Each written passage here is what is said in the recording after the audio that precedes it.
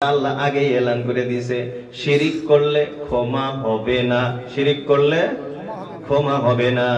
ওয়াগফিরু মা দুনা যালিকা, শিরকের নিচের যদি কোনো গুনাহ হয়, লিমান ইয়াশা, আল্লাহ যাকে চাইবে তাকে ক্ষমা করে দিবে। বলি সুবহানাল্লাহ। এই জন্য আমি প্রায় জায়গাতে বলে থাকি, এর আল্লাহর গোলাম, আপনি নামাজ পড়েন না, কোনো অসুবিধা নাই, আল্লাহ চাইলে মাফ করতে পারে কি পারে না? রোজা আপনি রাখেন নাই, আল্লাহ চাইলে ক্ষমা করতে পারে, কারণ এটা আল্লাহর হক, আপনি নষ্ট করেছেন। আপনার হজ ফরজ ছিল, আপনি আদায় করেন নাই, এটা আল্লাহর হক নষ্ট করেছেন। আল্লাহ চাইলে আপনাকে শাস্তিও দিতে পারে, আল্লাহ চাইলে আপনারে মাফও করতে পারে, পারে কি পারে না? কিন্তু যদি আপনি বান্দার হক নষ্ট করেন, যদিও আলাদা কথা, তাও খালি সঙ্গে প্রসঙ্গে বলতেছি, আপনি যদি কোনো বান্দার হক নষ্ট করে ফেলেন, আল্লাহ চাইলেও এটা ক্ষমা করবে না।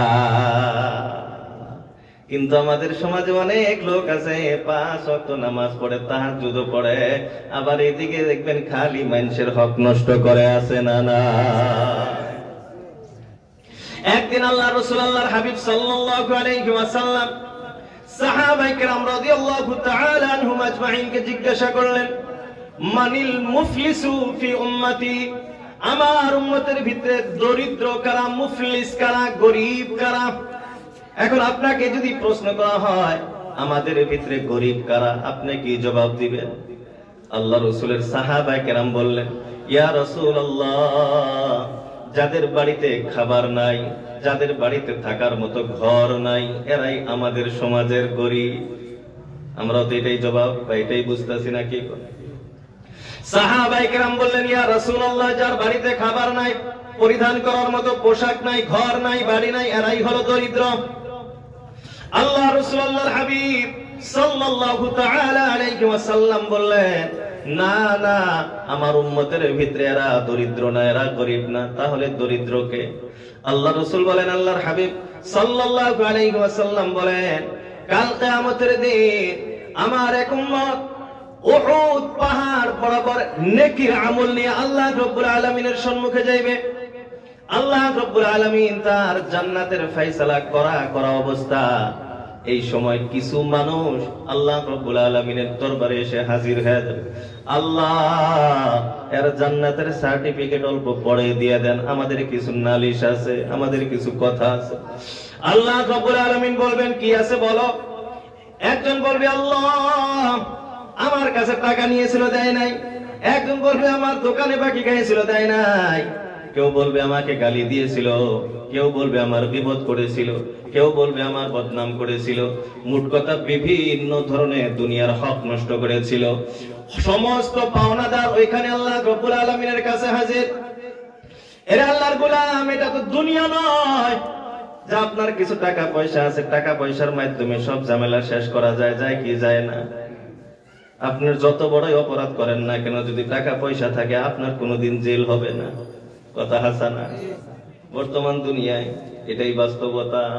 আর যদি আপনার টাকা পয়সা না থাকে, সামান্য একটা খালি ধমক দিচ্ছেন, দেখবেন 20 বছরের জেল। ওই দিনকে এই টাকা পয়সা চলবে?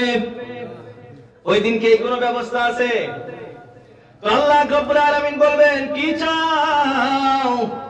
এরা বলবে, আল্লাহ, আজকে যদি মাফ চায়, আজকে মাফ চাওয়া, মাফ দেওয়ার মতো আমাদের কোনো ক্যাপাসিটি নাই, মাফ দিতে পারবো না আজকে। বলে, তাহলে কি চাও? দেওয়ার মতো তো কিছু নাই। বলে, আল্লাহ, এই যে উহুদ পাহাড় বরাবর নেকি দেখা যাইতেছে, আমার গুনাহ সমতুল্য নেকি আমারে দিয়ে দেয়। আল্লাহ রাব্বুল আলামিন ফেরেশতাদেরকে অর্ডার করবে, যার যে হক আছে, হক অনুযায়ী নেকি দিতে থাকো, দিতে থাকো। আল্লাহ রাসূল, আল্লাহর হাবিব সাল্লাল্লাহু আলাইহি ওয়াসাল্লাম বলেন, এক পর্যায়ে এসে উহুদ পাহাড় বরাবর তার নেকি সব শেষ হয়ে যাবে। এদিকে পাওনাদার এখনো বাকি আছে। উহুদ পাহাড় বরাবর নেকি শেষ, এইদিকে পাওনাদার হকদার এখনো রয়ে গেছে। এরা বলবে, আল্লাহ, নেকি তো শেষ হয়ে গেছে, এখন আমাদেরকে কি কি দিবেন? আমরা তো মাফ করব না, আমাদেরও চাই। বলে, তাহলে কি করার আছে? আল্লাহ রাব্বুল আলামিন ফেরেশতাদেরকে বলবে আরো যে কয়জন হকদার আছে যতটুক হক আছে এই হক অনুযায়ী পাওনা অনুযায়ী এদের গুনাহ নাও আর এই বান্দার উপরে দিয়া দাও। এরা আল্লাহর গোলাম।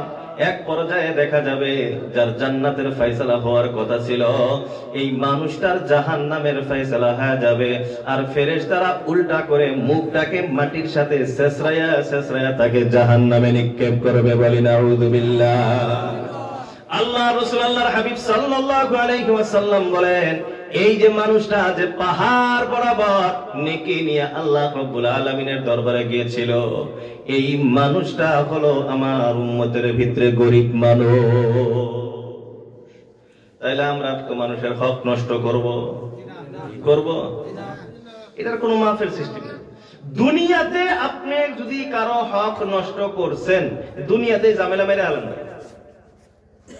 টাকা পয়সা নিছেন, টাকা পয়সা দিয়ে দেন, দেওয়ার সুবিধা নাই যে এরকম আসলাম সালাম মুসাফা করে যে ভাই আপনি টাকা মেরে খাইছে আল্লাহর রাস্তায় মাফ চাই। আপনার মাফ চাওয়ার কাম আপনার, দিবে না দিবে মাফ দিবে সেটা তার ব্যাপার। কমাস কম আল্লাহ কবার তো বলেন আল্লাহ মাফ চাইছিলাম, এখন আপনি দেওয়ার মতো টাকা দেওয়ার মতো ক্ষমতা আছে, আপনি যাই হেরে যে আল্লাহ ভাই মাফ করে দিও, এটা হইব না। একজনের আসলে এখন ঘুরাই দেওয়ার মতো সুবিধা নাই, হে যায় হেরে মাফ করে। একজনকে আপনি গালি দিছে, আপনি গালি দিয়েছিলেন, হেকে যায় কোন যে ভাই আপনি গালি দিয়েছিলেন আল্লাহর রাস্তায় মাফ করে দেন। কারো বদনাম গাইছেন, যায় মাফ চান যে ভাই আপনি বদনাম গাইছিলেন আল্লাহর রাস্তায় মাফ করে দেন। মোট কথা যার যে অপরাধ যার সাথে সংলগ্ন তার কাছে যায় এই দুনিয়াতেই বেজাল মিটাই, না হইলে ওই দিন ওই যে হেই দরিদ্র গরিব উম্মত আমাকে হইতে হবে। তো আমরা দুনিয়ার হক দুনিয়াতে মারবো তো ইনশাআল্লাহ, সবাই চেষ্টা করবো তো ইনশাআল্লাহ। আল্লাহ আমাদের তৌফিক দান করুক, সবাই বলি আমিন। তো বলতেছিলাম কোথা থেকে এই কথা আসছিল যে আল্লাহ রাব্বুল আলামিন শিরক ব্যতীত অন্য तमाम গুনাহকে আল্লাহ কি করবেন, যাকে চাইবেন তাকে ক্ষমা করে দিবেন, কিন্তু শিরক এটা আল্লাহ মাফ করবে। শিরক বহুত বড়। কোরআনের বিভিন্ন জায়গায় আছে লা তুশরিক বিল্লাহ, আল্লাহর সাথে কাউকে অংশীদার বানায়। কিন্তু অবস্থা হইল এক হাদিসের ভিতরে আল্লাহ রাসূলুল্লাহ হাবিব সাল্লাল্লাহু আলাইহি সাল্লাম বলেন ইন্নাল্লাহা ইয়ারফাউ বিহাযাল কিতাবি আকওয়ামান ওয়া ইয়াদউ বিহি আখিরিন, যে আল্লাহ এই কোরআনের মাধ্যমে অনেক মানুষকে সম্মানের পাত্র বানায় দেয়, উচ্চ স্তর পর্যন্ত তাদেরকে পৌঁছায় দেয়। আজকে ভাই এই চেয়ারে যে বসে আছি কিসের বরকত? কিসের বরকত? কোরআনের বরকত। কোরআনের উসিলায় আজকে এই জায়গায় বসে আছি, না অন্য কোনো ইয়ে আছে না? কোরআনের বরকত আজকে আপনাদের সম্মুখে মাইকে বসে আছে, মুরব্বীদের সামনে চেয়ারে বসে আছে, এটা কিসের বরকত? আজকে আমাকে এই যে বসবার দিচ্ছেন কিসের জন্য? আমাকে বসবার দিচ্ছেন কি না আমার মতো এবারও কি বল হাজার করে আছে, কেন? এই স্থানটা কার জন্য? কোরআনের বরকত। তো আল্লাহ রাব্বুল আলামিন এই কোরআনের উসিলায় অনেক মানুষকে কি করেন, উচ্চ মাকাম পর্যন্ত পৌঁছায় দেন, সম্মানের পাত্র বানায় দেন। আবার আল্লাহ রাসূল বলেন ওয়ায়াদাউ বিহি আখিরিন, আবার আল্লাহ এই কোরআনের মাধ্যমেই কোরআনের দ্বারাই অনেক মানুষকে আবার পথভ্রষ্ট করে তাদেরকে সম্মানের স্তর থেকে নিচে দরজা পৌঁছায় দেন। এমন মানুষ আমাদের দুনিয়াতে নাই? হ্যাঁ, ওই যে একটা আছে না গোশত খাওয়া কামাল হাজা, একটা আছে না, কয়দিন আগে কি কইতেছে কোরআনে বলে দুর্গা পূজা করা যায়, চিন্তা করে দেখছেন? এ তো কোরআন, তাও কি কইতেছে কোরআনের ভিতরে আছে, কইছেন না ভাই? তো আপনাদের কি বিষয়টা কোরআনে আছে? এগুলা একটা সাধারণ মানুষ তো বুঝে না এটা, কিন্তু ওই যে আল্লাহ কইছে না মান ইয়াহদিহিল্লাহু ফালা মুদিল্লা লাহু ওয়া মান ইউদ্লিলহু ফালা হাদিয়া লাহু। আল্লাহ যদি কাউকে হেদায়েত দিবার চায় পৃথিবীর কোন শক্তি তাকে পথভ্রষ্ট করতে পারে না। আবার আল্লাহ যাকে পথভ্রষ্ট কইরে দেয় সারা পৃথিবী মিলেও তাকে হেদায়েত দেওয়া সম্ভব না। তো শিরক আল্লাহকে ছাড়া অন্য কারো সম্মুখে মাথা নত করা, সেজদা করা, এটা শিরক। আল্লাহর মতো কাউকে মানা, এটাও শিরক। ইসলাম যা আসছে ইসলামের আগে কি ছিল, জাহেলিয়াতের ভিতরে কি ছিল? এটাই তো ছিল। তারা তো মূর্তির সামনে মাথা নত করছে না। আর তারা কি মূর্তিকে কি তারা আল্লাহ মানছে? ভাই মূর্তি কি তারা আল্লাহ মানছে? ইতিহাস জানেন না? আবু জেহেল, উতবা, সাইবা এরা কি মূর্তি যে পূজা করছে, এরা মূর্তি কি আল্লাহ মানছে? না। এরা কি করতো? কোরআন সাক্ষী, কোরআন বলতেছে যারা ইবাদত করতো, এই জন্য কোরআন বলে লিউকাররিবুনা, কোরআনের শব্দ, যে এরা ইবাদত করতে, এরা মনে করতো যে এই যে আমাদের দেবদেবী গুলি আছে, এই দেবদেবী গুলি আমাদেরকে আল্লাহ পর্যন্ত নিয়ে যাব, জান্নাত পর্যন্ত নিয়ে যাব। এদেরকে যদি আমরা খুশি করতে পারি তাহলে এদের উসিলায় আল্লাহ খুশি। আল্লাহর প্রতি বিশ্বাস, আজকে আমার আপনার যতটুকু আল্লাহর প্রতি বিশ্বাস আছে না, আবু জেহেলের, উতবা সাহেবের আমার থেকে আপনার থেকে তার আল্লাহর প্রতি বিশ্বাস আরো বেশি ছিল। বিশ্বাস হতেছে না কথাটা? আবু জেহেলের আল্লাহর প্রতি দেন শিরিক করছে সেটা আলাদা ব্যাপার, কিন্তু আল্লাহর প্রতি যে তাদের বিশ্বাস আমার আপনার থেকে তাদের বেশি ছিল। হুজুর এটা আবার কোন কথা? এটা তো কোনদিন শুনেন নাই। আল্লাহ রাব্বুল আলামিন বলেন, ওয়ালা ইন সাআলতাহুম মান খালাকাস সামাওয়াতি ওয়াল আরদা লা ইয়াকুলুন্নাল্লাহ।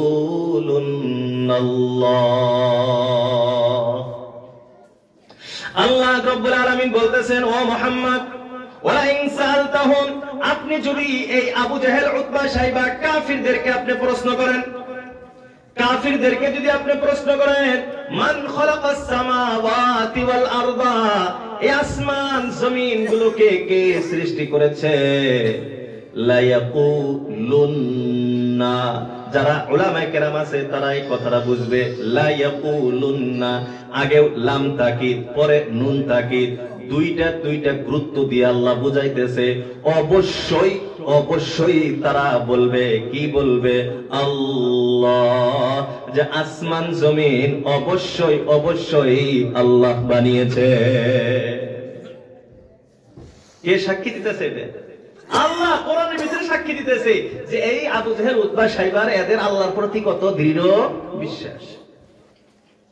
তো আল্লাহ তো তারা মানতো, খালি বেজালটা আসলে কি মাঝখানে একটা হেল্পার নিয়ে আইছিল, কি আনছিল? সহায়ক নিয়ে আসছিল, হেল্পার নিয়ে আসছিল, যে এদেরকে যদি আমরা খুশি করতে পারি, লিউকাররিবুনা, তো এরা আমাদেরকে আল্লাহর নৈকট্য নিয়ে যাব, এরা আমাদেরকে সিফারিশ কইরে জান্নাত পর্যন্ত পৌঁছে।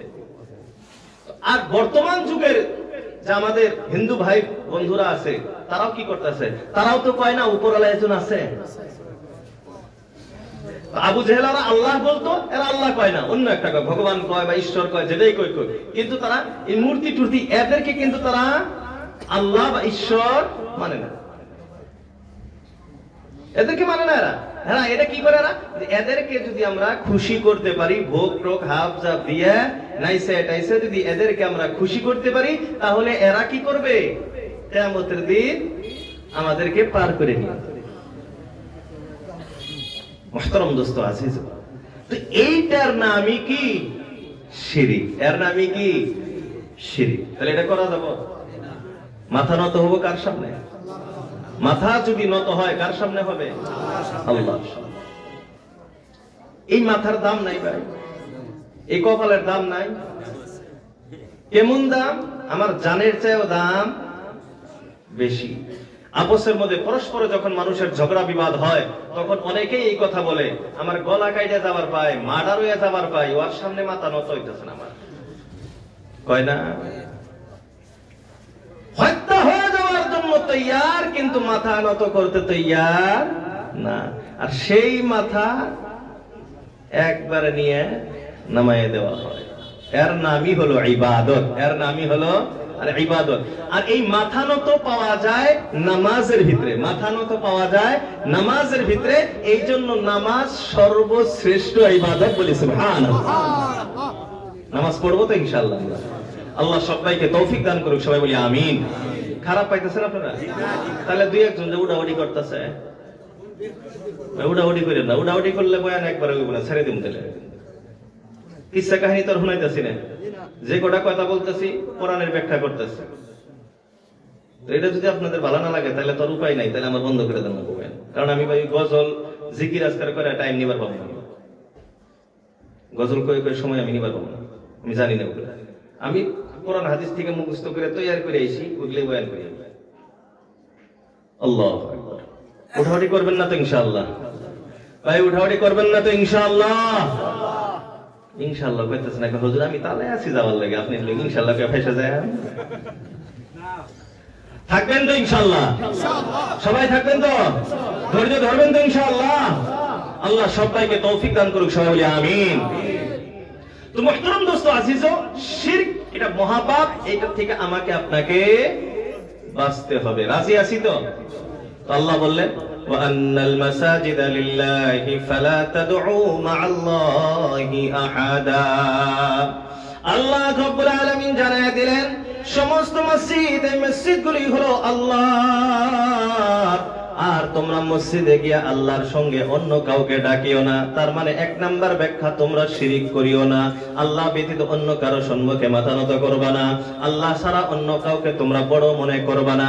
দ্বিতীয় নাম্বার ব্যাখ্যা, উলামায়ে কেরাম বলেন ফালা তাদউ মা'আল্লাহি আহাদা, আল্লাহর সাথে অন্য কাউকে ডাকবা না। মুফাসসিরিনে কেরাম দ্বিতীয় ব্যাখ্যা করেন মসজিদে গিয়া শুধুমাত্র আল্লাহকে ডাকো, আল্লাহ আল্লাহ জিকির আজকার করো, বিভিন্ন ইবাদত করো, দুনিয়াবি কোন গল্প গুজার করা যাবে না। কিন্তু আমাদের মসজিদগুলি বর্তমান মাছ বাজার হয় কি হয় না? আল্লাহ রাসূল আল্লাহর হাবিব সাল্লাল্লাহু আলাইহি ওয়াসাল্লাম বলেন কিয়ামতের আগে এমন অবস্থা এসে যাবে মানুষ মসজিদের ভিতরে চিল্লাচিল্লি হুলস্থুল করবে, আর যখন তোমরা দেখবা মসজিদের ভিতরে হাল্লা চিল্লা হইতেছে, মনে করো কিয়ামত এখন একবারেই নৈকট্য। এই জন্য বন্ধুরা আমার, মসজিদের ভিতরে কি হাল্লা চিল্লা করা যাবে? মসজিদের ভিতরে গল্প করা যাবে? মসজিদের ভিতরে গল্প করার সুযোগ নাই, কারণ আমি আপনি তো সারাদিন মসজিদে থাকি না, 5 ওয়াক্ত নামাজের জন্য মসজিদে যাই কি যাই না? এর আল্লাহর গোলাম, মসজিদে গিয়া নামাজ পড়ার কি ফজিলত, একটা হাদিস আপনাদেরকে শোনাই। আল্লাহ রাসূল আল্লাহর হাবিব সাল্লাল্লাহু আলাইহি ওয়াসাল্লাম বলেন কোন মানুষ যদি বাজারে নামাজ পড়ে অথবা কোন মানুষ যদি ঘরে নামাজ পড়ে, আর এই ঘরে নামাজ বাজারে নামাজ বাদ দিয়া মানুষ যদি মসজিদে গিয়া নামাজ পড়ে, এই মানুষটা বাড়িতে নামাজ পড়ার তুলনায় 27 গুণ সওয়াব বেশি পায়। বলি সুবহানাল্লাহ। এই 27 গুণ সওয়াব কেমনে বেশি পায়? এর রহস্যটা কি? আল্লাহ রাসূল আল্লাহর হাবিব সাল্লাল্লাহু আলাইহি ওয়াসাল্লাম বলেন যখন মানুষ নামাজের জন্য বাহির হবে, আল্লাহ রাসূল বলেন বাড়িতে ওযু করে, কি করে? ওযু করে। ফাআহসানাল ওযুআ, আল্লাহ রাসূল বলেন ফাআহসানাল ওযুআ, সুন্দরভাবে ওযু করে। এখন সুন্দর ওযু কাকে বলে? আল্লাহ রাসূল যে তরিকায় ওযু শিক্ষা দিয়েছেন, সুন্দরভাবে ওযু হলো সুন্নতি তরিকায় 3 বার ধোয়া।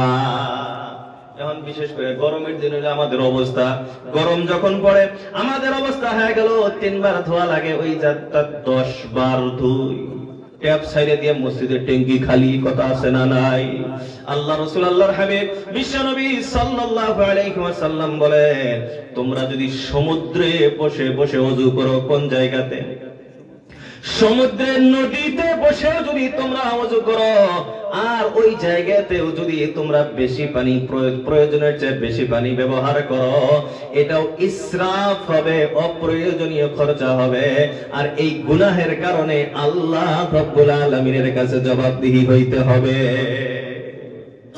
তো ফাহসানাল বুদুআ, তার মানে 3 বারের চেয়ে 10 বারও ধোয়া যাবে না। আবার এখন ঠান্ডার দিন, ফজরের সময় কুয়াশা পড়ে আছে, বলে আস্তে করে পানি নিয়ে খালি পানি নিয়ে শো করে, এইটাও করা যাবে না। ওযু কমাস কম এমন ভাবে করতে হবে, ওযু করার পরে আপনার অঙ্গ থেকে যাতে ফোঁটা ফোঁটা পানি বাহির হয়। আবার 3 বারের চেয়ে কমও ধোয়া যাবে না, 3 বারের চেয়ে বেশি ধোয়া যাবে না। আল্লাহ রাসূল বলেন ফাহসানাল বুদুআ, সুন্দরভাবে ওযু করে, আর ওযু করার পর মসজিদের দিকে রওনা হয়। এখান থেকে 1 নাম্বার একটা কথা আমরা বুঝলাম, যখন আমরা নামাজের জন্য যাইব, ওযু কোন জায়গাতে করব? ওযু কোন জায়গা? বাড়িতে, মসজিদে যায়। আর আঙ্গুর অভ্যাস কি? মসজিদে যায় ওযু করে। অভ্যাস পরিবর্তন করবো তো ইনশাআল্লাহ। পেশাব পায়খানা হাজত সব বাড়িতে পুরা কইরা বাড়িতে ওযু কইরা তারপরে বাইরে। এখন আপনি বাড়িতে ওযু করলেন, ওযু করে মসজিদের জন্য রওনা হয়ে গেলেন। আল্লাহ রাসূল আল্লাহর হাবিব বলে লা ইয়ানহাজুহু ইল্লা সালাহ ওয়া লা ইখরিজুহু ইল্লা সালাহ। নামাজ ছাড়া অন্য কোনো উদ্দেশ্য সেটা বাহির হয় নাই, শুধুমাত্র নামাজের জন্যই মসজিদের দিকে বাহির হয়, অন্য কোনো উদ্দেশ্য নাই। কারো সাথে গল্প করার উদ্দেশ্য না, কারো সাথে দেখা করার উদ্দেশ্য না, শুধুমাত্র নামাজের জন্যই বাহির হইছে। আমরা যখন আজান হয় বাহির হয়ে যাই, নামাজের জন্যই তো যাই, বলেন ঠিক কিনা? আল্লাহ রাসূল আল্লাহর হাবিব বলেন এখন না শুধুমাত্র নামাজ পড়ার উদ্দেশ্যে রওনা হয়ে গেছে। এই মানুষটা এখন যখন হাইটা হাইটা যাইতেছে, আল্লাহ রাসূল আল্লাহর হাবিব বলেন প্রত্যেকটা কদমে কদমে, একটা দুইটা দুই ঠ্যাং মিলে এক কদম না, আলাদা আলাদা, প্রত্যেক কদমে কদমে আল্লাহ রাব্বুল আলামিন তার একটা গুনাহ মাফ করে দেন, বলি সুবহানাল্লাহ। আল্লাহ রাসূল বলেন প্রত্যেক কদমে কদমে একটা করে দরজা জান্নাতের ভিতরে উঁচু করে দেন, বলি সুবহানাল্লাহ। 3 নাম্বার গুণ আল্লাহ রাসূল আল্লাহর হাবিব বলেন প্রত্যেকটা কদমে কদমে 10টা কইরা নেকি আল্লাহ দিয়া দেন। এখন যদি আপনি বাড়ির থেকে ওযুটা কইরা না যান, আপনার কদম তো চলবেই, হাঁটা তো হাঁটতেই হবে, কিন্তু এই বড় সওয়াব থেকে আমরা বঞ্চিত হয়ে যাইব। তাইলে আমরা ওযু বাড়িতে কইরা যামু তো ইনশাআল্লাহ। বন্ধু মুহতারাম দোস্ত আজিজ, এখন আপনি মসজিদের ভিতরে পৌঁছে গেলেন, দোয়া টোয়া পড়ে আপনি মসজিদে গেলেন। মসজিদে যাওয়ার পর যাওয়ার সাথে সাথেই কি জামাত খাড়া হয়? আমাদের অনেক মুরব্বী আছে, আমার বাড়িতে আমার আব্বা যান 11টার সময় মসজিদে জোহরে চলে যায়, 11টার সময় চলে যায়। এমন অনেক মুরব্বী আছে 11:30 চলে যায়, 11টা চলে যায়। আমার জীবনে আমি এমন মুরব্বী দেখছি 10টার সময় জোহরের জন্য মসজিদে হাজির আছে না নাই? যায় মসজিদে যায়, জিকির করে, কোরআন ইত্যাদি পড়ে, ওটা আলাদা মাসলা। এরা আল্লাহর গোলাম। এখন আপনি মসজিদে প্রবেশ করেছেন, এখন তার জামাত আরম্ভ হয় নাই। এখন আল্লাহ রাসূল আল্লাহর হাবিব সাল্লাল্লাহু আলাইহি ওয়াসাল্লাম বলেন জামাত আরম্ভ হওয়া পর্যন্ত, নামাজ শুরু হওয়া পর্যন্ত যত সময় এই মানুষটা বসা, আল্লাহ রাসূল বলেন এই মানুষটা বসে বসে নামাজের সওয়াব পাইতেই থাকে, বলি সুবহানাল্লাহ। এখন আপনি 1 ঘন্টা ধরে মসজিদে গেছেন, যোহর আজান কয়টার সময় হয়? 12:30 হয়। আপনি 11টার সময় চলে গেছেন, তাহলে কয় ঘন্টা আপনি পাইছেন? 1.5 ঘন্টা। আজানের আগে 1.5 ঘন্টা পাইছেন, আজানের পরেও আরো 15 মিনিট, কারণ 1.25 ঘন্টা আপনি বসে আছেন মসজিদে, আর 1.25 ঘন্টা নামাজের সওয়াব আপনার আমল নামায় লেখা হয়ে গেছে, বলি সুবহানাল্লাহ। তাহলে মসজিদে দেরি করে যাবো না আগেই যাবো? সবাই বলেন দেরি করে না আগে? এরা আল্লাহর গোলাম। আল্লাহ রাসূল আল্লাহর হাবিব বলেন এখন নামাজ আরম্ভ হয়ে গেছে, জামাত পর্যন্ত তো শিখলাম, ওযু বাড়িতে করলাম, করতে কদমে কদমে সওয়াব। মসজিদে যাওয়ার পর নামাজ আরম্ভ হওয়া পর্যন্ত নামাজের সওয়াব। যোহর পড়তে গেছেন, যোহর নামাজের সওয়াব।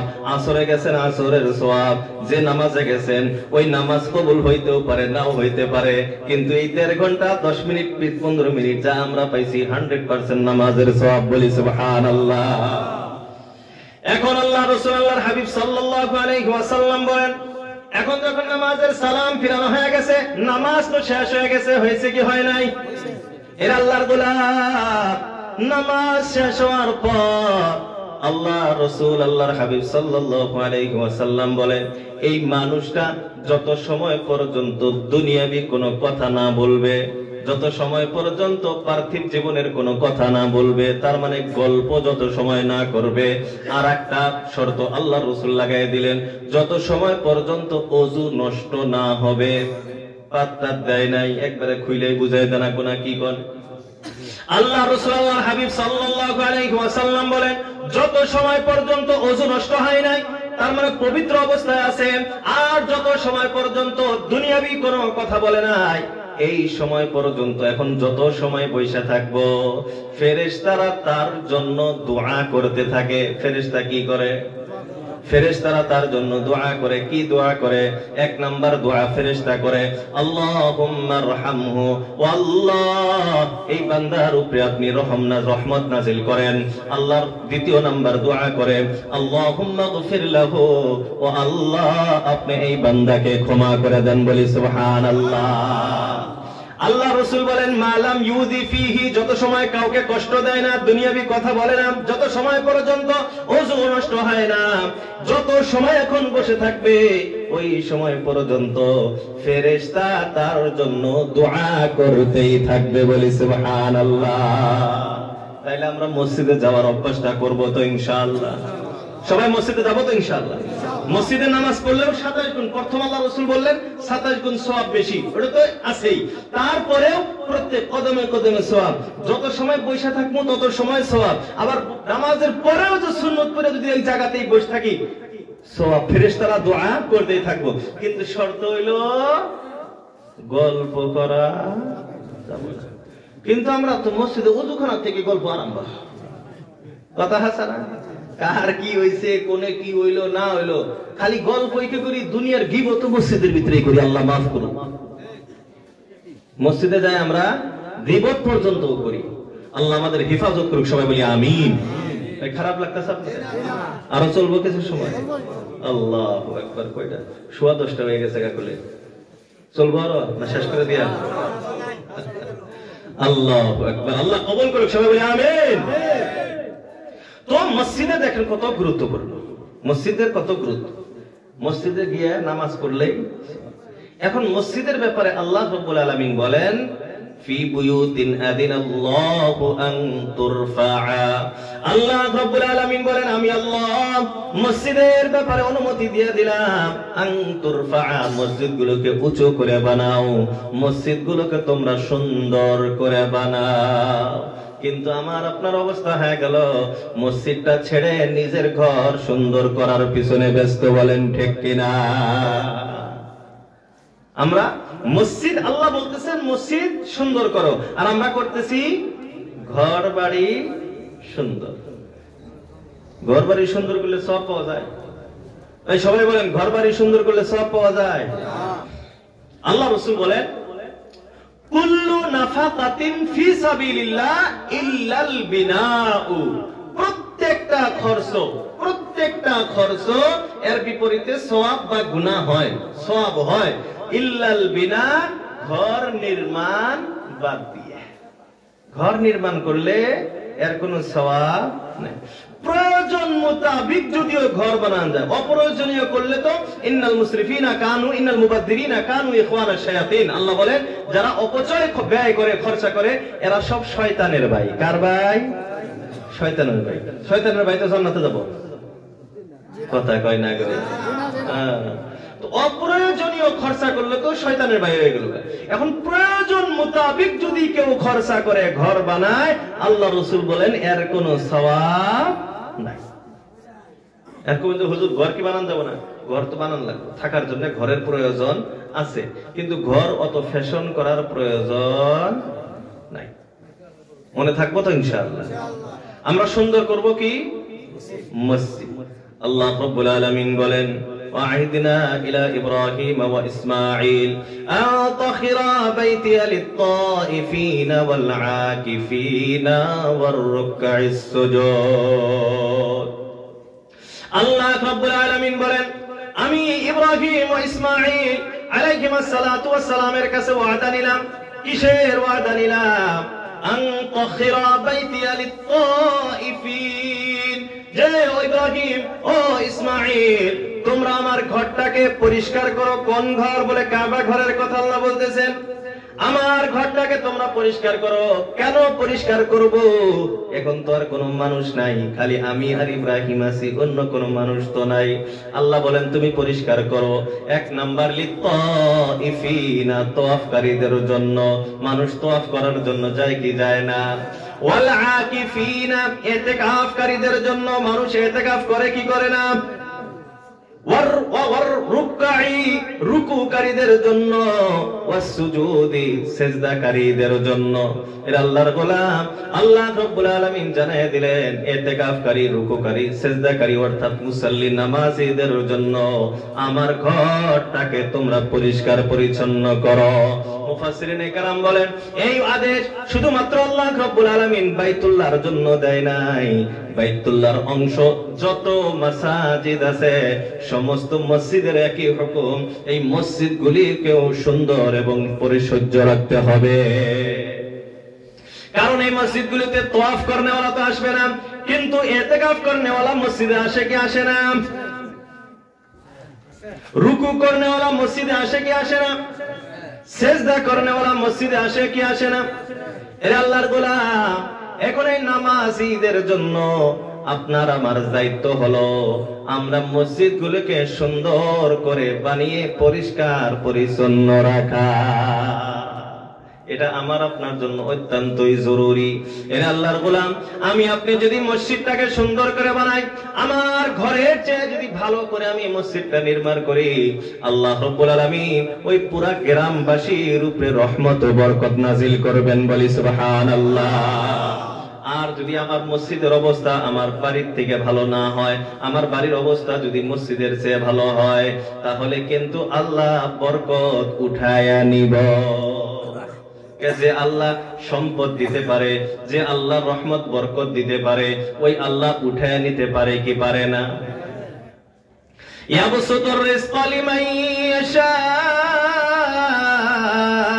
ওয়া ইয়াকদির। আল্লাহ রাব্বুল আলামিন বলেন আমি আল্লাহ যারে চাই অগণন সম্পদের মালিক বানিয়ে দেয়, আবার আমি আল্লাহ যারে চাই সেকেন্ডে বাদশাকে ফকির বানায় দে। আছে না এমন ঘটনা? এর আল্লাহর গোলাম, আমার আপনার অবস্থা হলো, আপনার আমার যদি কারো কাছে টাকা পয়সা থাকে, যারা দরিদ্র মানুষ গরিব মানুষ তারা মনে করে আল্লাহ তাকে ভালোবাসে তাই সম্পদ দিছে, মনে করে কি করে না? আবার অনেক মানুষ আছে টাকা পয়সা হলে নিজেও মনে মনে ভাবে আল্লাহ আমাকে ভালোবাসে তাই টাকা দিছে। ভাই, টাকা পয়সা দিলেই কি আল্লাহ তাকে ভালোবাসে? টাকা পয়সা দিলেই আল্লাহ ভালোবাসে? টাকা পয়সা দিলেই যদি আল্লাহ, কাউকে টাকা পয়সা দিলেই যদি আল্লাহর ভালোবাসা হইতো, তাহলে কারুনের চেয়ে প্রিয় পৃথিবীতে আর কেউ আল্লাহ থাকতো না। কারণ আল্লাহর প্রিয় ছিল। এই সম্পদ কিতাবে আসে, সম্পদ তো বাদ দেন, আর সম্পদ যে বক্স দেওয়া ছিল, এই বক্সের যে তালার চাবি আছিল, এই চাবি নিতে 800 ঘোড়া লাগছে। 800 ঘোড়া দিয়ে তার চাবি টানছে। তাহলে হে তালা কতরিয়া ছিল, আবার হে তালার ভিতরে সিন্ধুক কতরিয়া আছে চিন্তা করে। হযরত মুসা আলাইহিস সালাতু ওয়াস সালাম গেছে, কারণ তোমাকে তো আল্লাহ সম্পদ দিয়েছে, যাকাত দাও। কিসের সম্পদ, কিসের যাকাত? আল্লাহ নারাজ হয়ে গেছে। আল্লাহ জমিনকে অর্ডার দিছে, এ জমিন তুই কারুনকে তার সম্পদের সাথে টাইনা নি। সমস্ত সম্পদ তার মাথার উপরে দিয়ে জমিন তাকে গ্রাস করে নিছে, টাইনা নিছে, দাবায়া নিছে। আজ পর্যন্ত ডাবতেই আছে। আল্লাহ রাসূল আল্লাহর হাবিব সাল্লাল্লাহু আলাইহি ওয়াসাল্লাম বলেন কিয়ামত পর্যন্ত জমিনের ভিতরে ডাবতেই থাকবে। তাহলে সম্পদ দিলে আল্লাহ ভালোবাসে না? আবার কাউকে যদি গরিব বানায় দেয়, আল্লাহ কি নারাজ হয়ে গরিব বানায়? এর আল্লাহর গোলাম, আল্লাহ রাব্বুল আলামিন বলেন ইন্নামা আমওয়ালুকুম ওয়া আওলাদুকুম ফিতনা। আল্লাহ রাব্বুল আলামিন বলেন তোমার সম্পদ এবং তোমার সন্তান এই দুইটাই হইল আল্লাহর পক্ষ থেকে পরীক্ষা। সম্পদটা কি? ভাই সবাই বলেন সম্পদ কি? পরীক্ষা। বলে কি পরীক্ষা? আল্লাহ সম্পদ দিয়া পরীক্ষা নেয় যে তুমি আমি আল্লাহর রাস্তায় খরচ করো কি করো না, নাকি তুমি সম্পদ পাওয়ার পর খালি দেওয়ানগিরি করো আর গুনাহ করো। আবার আল্লাহ রাব্বুল আলামিন অনেককে গরিব বানায় দেয়, গরিব বানায় পরীক্ষায় নেয় যে দেখি আল্লাহর প্রতি নারাজ হয়ে গেছে নাকি, আল্লাহর প্রতি গুসা করে নাকি ওই বান্দা আল্লাহর প্রতি ধৈর্য ধারণ করে, এইটা পরীক্ষা নেয়। বন্ধুরা আমার, আল্লাহ রাব্বুল আলামিন বলেন ফাআম্মাল ইনসানু ইযা মাবতালাহু রাব্বুহু ফাআকরামাহু ওয়া না'আমা। আল্লাহ রাব্বুল আলামিন বলেন, আল্লাহ যখন কোন বান্দা বান্দীকে পরীক্ষা নিতে চায়, ফাআকরামাহু, আল্লাহ তাকে সম্মান দিয়ে দেয়, ওয়া না'আমা, আর আল্লাহ রাব্বুল আলামিন তাকে সম্পদের মালিক বানায় দেয়। ফায়াকুলু রাব্বি আকরামান, বান্দা বলে আল্লাহ আমাকে সম্মানিত করেছে। আল্লাহ কি আসলে তাকে সম্মানের জন্য সম্পদ দিছে?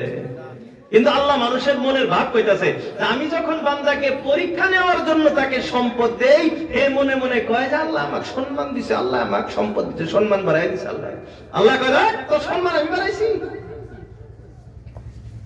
ওয়াম্মা ইযা মাবতালাহু ফাকাদারা আলাইহি রিজকা, আল্লাহ রাব্বুল আলামিন আগে বলেন, আর যখন আমি কোন বান্দারে পরীক্ষা নিতে চাই, ফাকাদারা আলাইহি রিজকা, তার রিজিকটাকে আমি কম করে দেই। ফায়াকুলু রাব্বি আহানান, বান্দা বলে আল্লাহ আমাকে অসম্মানী করেছে। আল্লাহ কি অসম্মানী করার জন্য সম্পদ কমায় দেয়? এই যে আমি আগে ধমক দিলাম, এখন আল্লাহ বলতেছেন কাল্লা, কখনো না। আল্লাহ ধমক দিতেছে, না তোর কথা এটা না, আমি তোকে সম্পদ তোকে সম্মান দেওয়ার জন্য দেই নাই, তোকে দরিদ্র আমি অসম্মানী করার জন্য বানাই নাই, এটা আলাদা কারণে আমি তোকে দিয়েছি তোর পরীক্ষা নেওয়ার জন্য। এখন পরীক্ষাটা কিসের পরীক্ষা হবে? আল্লাহ রাব্বুল আলামিন বলেন, আমি আল্লাহ যাদেরকে সম্পদ দিয়েছি, আর সম্পদ দেওয়ার পর তারা কৃপণতা করে, তারা আমার রাস্তায় খরচ করে না, আল্লাহ বলেন আমি তার সম্পদগুলোকে জাহান্নামের ভিতরে গরম করে জাহান্নামে তার শরীরে দাগ দিব। বলি নাউযুবিল্লাহ।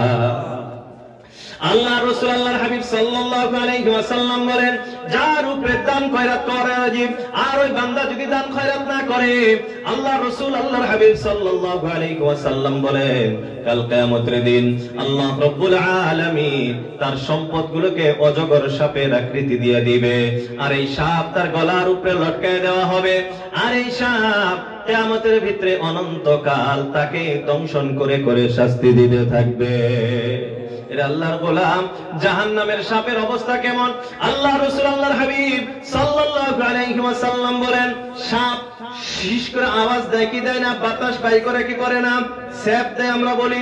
এর আল্লাহর গোলাম, আল্লাহ রাসূল আল্লাহর হাবিব সাল্লাল্লাহু আলাইহি ওয়াসাল্লাম বলেন, জাহান্নামের কোন সাপ যদি পৃথিবীতে একবার শ্বাস নেয়, খালি একবার যদি শ্বাসটা ফেলায় দেয়, সারা পৃথিবী কিয়ামতের দিনের পর্যন্ত বান্দা হয়ে যাবে, বাঞ্জা হয়ে যাবে।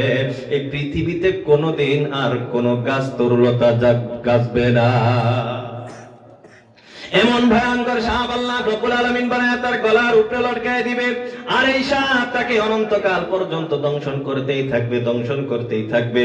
এর আল্লাহর গোলাম, এইজন্য আল্লাহ রাব্বুল আলামিন বলেন, ইয়া আইয়ুহাল্লাযীনা আমানু, আল্লাহ রাব্বুল আলামিন মেহেরবানি করে দয়া করে আমাকে আপনাকে ঈমানদার হিসাবে সম্বোধনা করে ডাকতেছেন। ও ঈমানদার বান্দা বান্দি সকল, আমরা যদিও পাক্কা ঈমানদার না, তুমিও তো ঈমানদার, বলেন ঠিক কিনা? আল্লাহ রাব্বুল আলামিন আমাকে আপনাকে ডাকতেছেন, ও ঈমানদার বান্দা বান্দিগণ, আনফিকু মিন ক্বাবলি আন ইয়াতি আহাদাকুমুল মাউত, মৃত্যু আসার আগে তোমরা খরচ করো, মৃত্যু আসার আগে তোমরা খরচ করো। আর যদি তোমরা খরচ না করো তাহলে কি অবস্থা হবে? আমি আগের আয়াতের শাস্তির কথা বলেছি, এই শাস্তিগুলো যখন হবে তখন মানুষ কান্নাকাটি করবে কি করবে না? এর আল্লাহর গোলাম, আল্লাহ রাব্বুল আলামিন ওইদিকে লক্ষ্য করে বলতেছেন, ফায়াকুল, মরণের আগে যদি তুমি খরচ না করে, মরণের পরে তোমার অবস্থা হয়ে যাবে, তুমি আল্লাহকে চিৎকার করে করে ডাকবা, রব্বি, ও আমার রব, ও আমার পরওয়ারদিগার, লাউলা আখরতানি ইলা আজালিন করিব, ও আল্লাহ, সামান্য সময়ের জন্য আবার আমারে দুনিয়ায় পাঠায় দাও, ইলা আজালিন করিব, সামান্য সময়ের জন্য আবার দুনিয়ায় পাঠায় দাও, ফাআসাদদাকা ওয়া আকুম মিনাস সালিহিন। ও আল্লাহ, খালি সাদকা করমু, খালি সাদকা করমু, ওয়া আকুম মিনাস সালিহিন, নেককার বান্দা হয়ে আবার কবরে আসব। এর আল্লাহর গোলাম, আপনারা এখন অন্তর থেকে জবাব দেন, একবার আমি আপনি যখন কবর জগতে চলে যাব, একবার যখন আমি আপনি আল্লাহর সম্মুখে হাজির হয়ে যাব, 1000 দিনও যদি কান্নাকাটি করি, আল্লাহ কি আবার আমারে এই দুনিয়ায় আসার সুযোগ করে দিবে? এই জন্য বন্ধুরা আমার, আল্লাহ রাসূল আল্লাহর হাবিব সাল্লাল্লাহু আলাইহি ওয়াসাল্লাম বলেন, ইত্তাকিন নার, জাহান্নাম থেকে তোমরা বাঁচো, জাহান্নামের আগুন থেকে তোমরা বাঁচো। কেমনে বাঁচবা, কেমনে বাঁচবা? আল্লাহ রাসূল বলেন, ওয়ালাউ বিশিক্কি তামার, একটা খেজুরের মাধ্যমে হলেও তুমি নিজেকে জাহান্নাম থেকে বাঁচাও। আল্লাহ রাসূল আল্লাহর হাবিব সাল্লাল্লাহু আলাইহি ওয়াসাল্লাম জানায় দিলেন, যার যেমন সামর্থ্য আছে, নিজের সামর্থ্য অনুযায়ী আল্লাহর রাস্তায় খরচ করে নিজেকে জাহান্নাম থেকে বাঁচায় নাও। এই জন্য আল্লাহর গোলাম, আমি আপনি যদি নিজেকে জাহান্নাম থেকে বাঁচাইতে চাই, আমি আপনি যদি জান্নাতের হকদার হইতে চাই, যে হুজুর জাহান্নাম বড় ভয়ানক বস্তু, জাহান্নাম আমি সহ্য করতে পারবো না, জাহান্নাম থেকে নিজেকে বাঁচাইতে চাই, জান্নাতে যাইতে চাই, তাহলে নিজেকে সাদাকার মাধ্যমে বাঁচাইতে হবে। এর আল্লাহর গোলাম, এমন কোন আল্লাহর ওলি, আল্লাহর গোলাম কি পাওয়া যাবে যে হুজুর আমি নিজেকে জাহান্নাম থেকে বাঁচানোর জন্য জান্নাতের আশায়, যাতে আল্লাহ রব্বুল আলামিন আমাকে জান্নাতে প্রবেশ করায় দেন, এই আশা আকাঙ্ক্ষা নিয়ে এই মসজিদের জন্য প্রথমে 10,000 টাকা দান করে দিবে? এর আল্লাহর গোলাম, আল্লাহ রাসূল আল্লাহর হাবিব বলেন, আস-সাদাকাতু তারুদ্দুল বালায়া ওয়া তাসীদু ফিল উমার, সাদাকা মুসিবতকে দূর করে দেয়, বালাগুলোকে সরায় দেয়, আর বয়সের ভিতরে বৃদ্ধি করে দেয়। এর আল্লাহর গোলাম, আমার আপনার অবস্থা হইল, যখন আমার আপনার উপরে মুসিবত আসে তখন দান করি কি করি না? যখন আমার আপনার বাড়িতে মুসিবত আসে, বেমার আজার হয়, তখন আমি আপনি সাদাকা করি যে আল্লাহ আমারে বাঁচাও। আল্লাহ রাসূল বলেন, তুমি আগেই সাদাকা করো, তুমি যদি আগেই সাদাকা করতে পারো, এই সাদাকার উসিলায় আল্লাহ তোমার ওই মুসিবতটাই নাযিল করবেন না। এই জন্য বন্ধুরা আমার, একজন মানুষ প্রথমে কি পাওয়া যাবে যে হুজুর আমি মসজিদটাকে ভালো করার জন্য 10,000 টাকা দিয়া দিব। একজন বান্দা কি হবে না প্রথম নাম্বার ইনশাআল্লাহ, একজন বান্দা আল্লাহর ওয়াস্তে দাঁড়ায় যায় যে হুজুর আমি মসজিদটা ভালো করার জন্য, আর মসজিদ তো ভালো করতেই হবে, নিজেকে জাহান্নাম থেকে বাঁচানোর জন্য, নিজেকে জান্নাত কামানোর জন্য, যে 10,000 টাকা আমি মসজিদের জন্য দিয়ে দিব। নাই গো ইনশাআল্লাহ, প্রথম নাম্বার ইনশাআল্লাহ একজন বান্দা দাঁড়ায় যায় আল্লাহর ওয়াস্তে। لا حول ولا قوة إلا بالله العلي العظيم، لا حول ولا قوة إلا بالله العلي العظيم، لا حول ولا قوة إلا بالله العلي العظيم। একজন বান্দা ইনশাআল্লাহ দাঁড়ায় যাবে আল্লাহর ওয়াস্তে। আল্লাহু আকবার, আল্লাহু আকবার। নাই গো, এই মসজিদ তো আমাদেরই, বানান লাগবে না মসজিদ? অনেকেই মনের ভিতরে আনে যে আল্লাহর ঘরকে আল্লাহ তো নিজে ইচ্ছা করলে গায়েবের থেকে সবকিছু করতে পারে। এই ক্ষমতা আল্লাহর আছে? নাই, এই ক্ষমতা আল্লাহর নাই। আল্লাহ ইচ্ছা করলে পারে, কিন্তু করেন না। কেন করেন না? বান্দার পরীক্ষা নেওয়া উদ্দেশ্য।